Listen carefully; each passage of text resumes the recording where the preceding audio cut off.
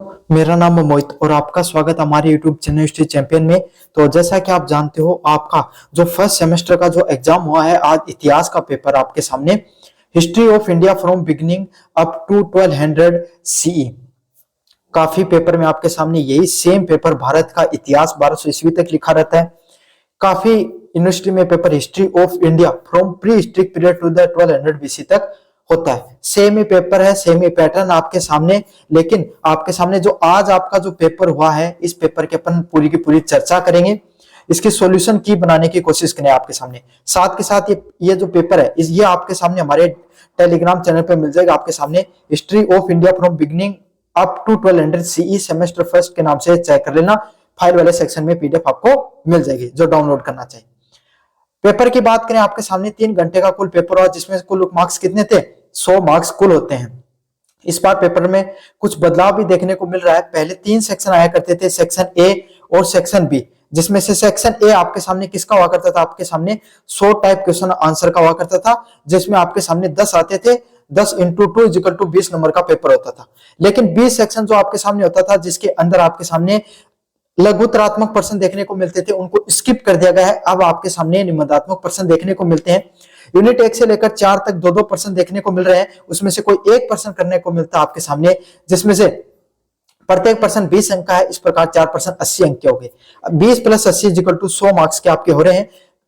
Regular और non college वालों का दोनों का सेम ही पेपर आ रहा है। चलिए इस पे अलग से चर्चा करेंगे अपन जल्दी ही, लेकिन अब इस पेपर के अपन आंसर की बना लेते हैं पहले, है ना। पीडीएफ आपको सॉल्यूशन वाली टेलीग्राम चैनल पे मिल जाएगी, लिंक डिस्क्रिप्शन में दे रहा हूं। पहला है, सिंधु घाटी सभ्यता की खोज कब और किसके द्वारा की गई थी?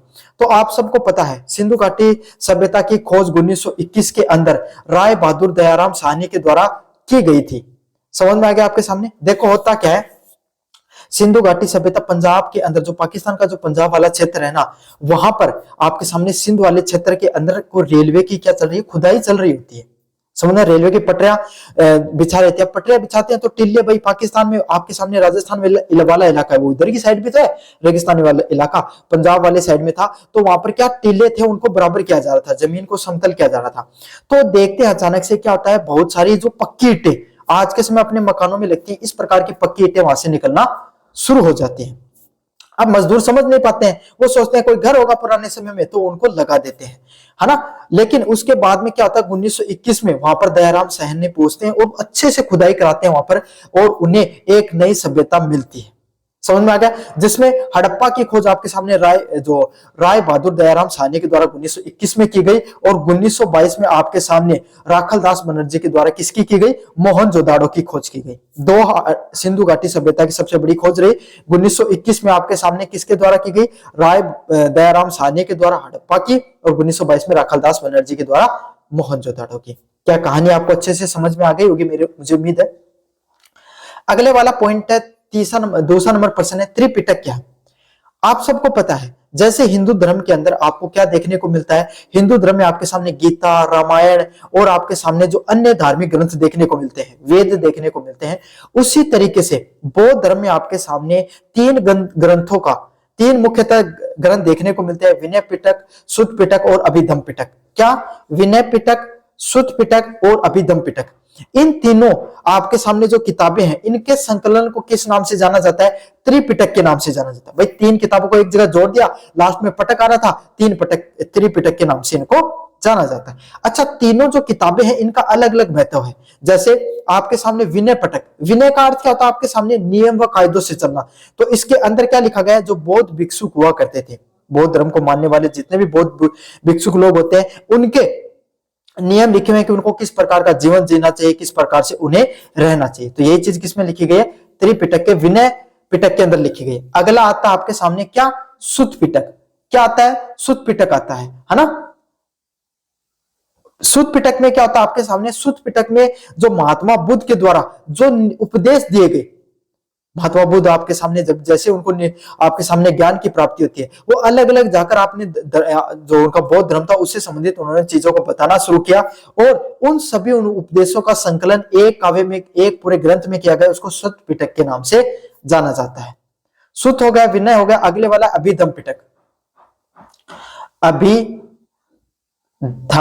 पिटक। अभिधम पिटक क्या होता है आपके सामने? अभिधम पिटक होता है जो दार्शनिक विचार थे महात्मा बुद्ध के द्वारा या बौद्ध धर्म के जितने भी दार्शनिक विचार होते थे, जीवन क्या होता है, साष्टांगिक मार्ग किस तरीके से क्या है ना, निर्वाण क्या है, जीवन में अनुशासन किस प्रकार से जीना चाहिए, तो ये सभी की सभी चीजें किसमें लिखी गई है? अभिधम पिटक के अंदर लिखी गई है। और इसी को कि इन तीनों ग्रंथों के संकलन को क्या जाना जाता है?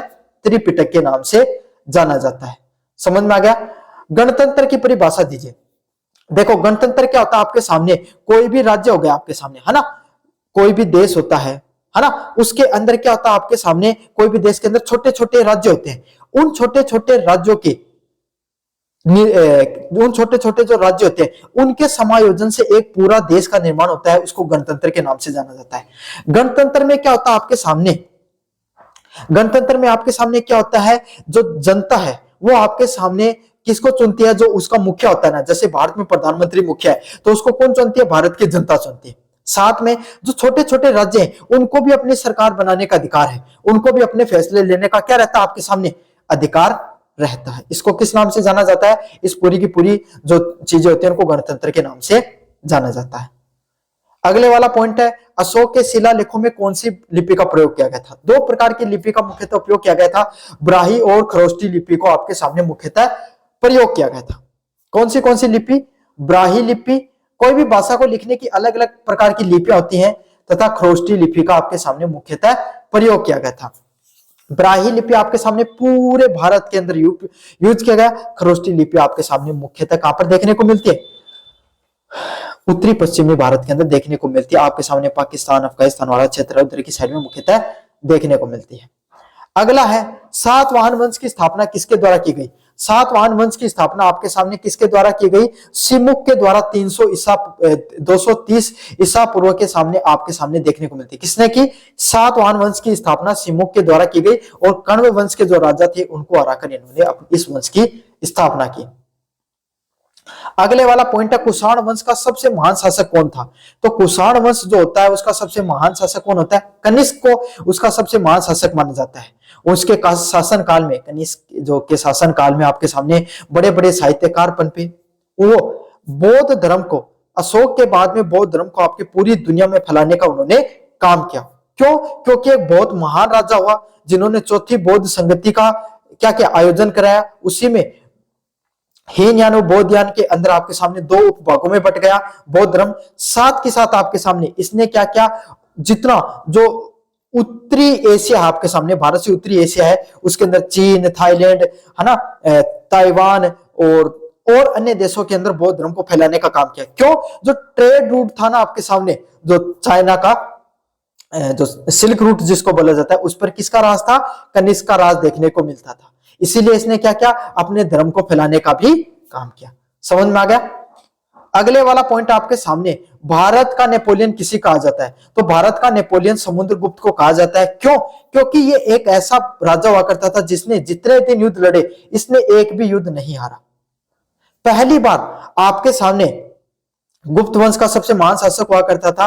पहली बार ये ऐसा राजा हुआ जिसने उत्तर भारत के को ही नहीं जीता सिर्फ, बल्कि दक्षिण भारत को भी संपूर्ण रूप से जीत लिया था।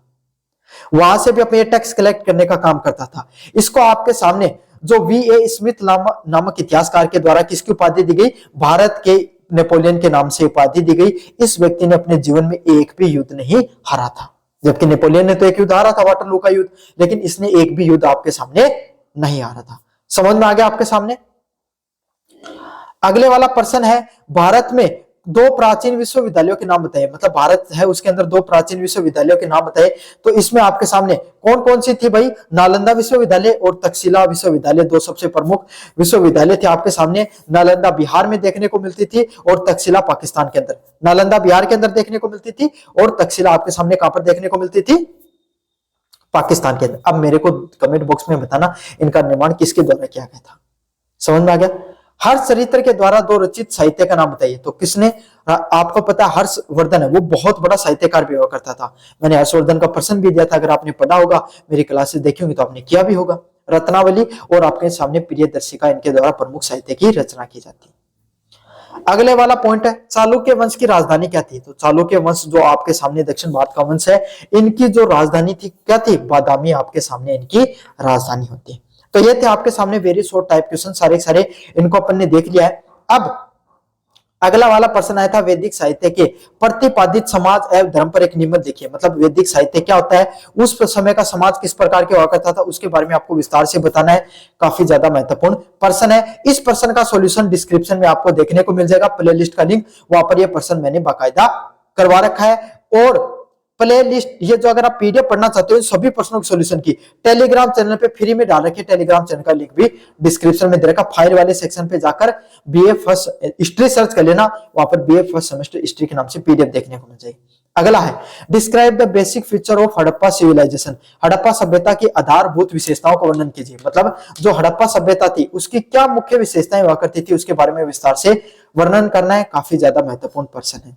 अगले वाला प्रश्न है यूनिट नंबर 2 का, what do you mean by Mahavir Swami life and teaching. मतलब आपको जैन धर्म की प्रमुख शिक्षाओं के बारे में बताना था। यह प्रश्न भी सेम टू सेम प्रश्न आपके सामने डिस्क्रिप्शन में प्लेलिस्ट का लिंक दे रखा है, वहां पे मैंने करा रखा प्रश्न बौद्ध व जैन धर्म की प्रमुख शिक्षाएं, वहां पर जाकर यह प्रश्न पढ़ लेना। ऊपर वाले चारों प्रश्न मैंने ना कल टॉप 8 प्रश्न दिए थे, उसमें चारों के चारों प्रश्न आपके सामने जो मैंने दिए थे वो देखने को मिल रहा है भाई। अगले वाला है अभिलेखों में वर्णित अशोक के धम्म की जो आलोचनात्मक विवेचना करनी। मतलब आपको अशोक की धम्म की नीति के बारे में विस्तार से बताना था और उसको थोड़ा क्रिटिसाइज भी करना था, उसके अंदर क्या क्या कमियां हुआ करती थी। अगले वाला पॉइंट है who were the Sungs, discuss the significant achievement of the Pushyavati Sung. Sung कौन थे और पुष्यवती सुंग की महत्वपूर्ण आपके सामने उपलब्धियों पर चर्चा कीजिए। समझ में आ गया। ये वाला प्रश्न नहीं कराया लेकिन आप जल्दी आपको करवा दूंगा। अगले वाला है गोमती पुत्र सातवाहन वंश का महानतम शासक था, इसके बारे में आपको व्याख्या करनी है। यह भी काफी ज्यादा मोस्ट इंपोर्टेंट क्वेश्चन है। अगले है प्रश्न है चंद्रगुप्त विक्रमादित्य की मुख्य उपलब्धियों पर आपके सामने टिप्पणी करनी थी। और what do you think by the tri state struggle. Tri state struggle क्या होता है और उसके बारे में आपको बताना है। त्रिराज्य संघर्ष आप क्या समझते हो और इस संघर्ष के कारणों के बारे में बताइए। यह वाला प्रश्न भी मैंने बाकायदा मेरी पीडीएफ के अंदर आपको करवा रखा है। सारे के सारे प्रश्न आपके सामने मेरी पीडीएफ में मैंने आपको करवा रखे हैं। ये था आपके सामने पूरा सॉल्यूशन। वीडियो आपके सामने हमारे टेलीग्राम वीडियो जो इसके सॉल्यूशन वाली वीडियो हमारे प्लेलिस्ट के लिंक में मिल जाएंगे। बाकी आप प्रश्नों को डिस्क्रिप्शन में जाकर देख सकते हो। धन्यवाद।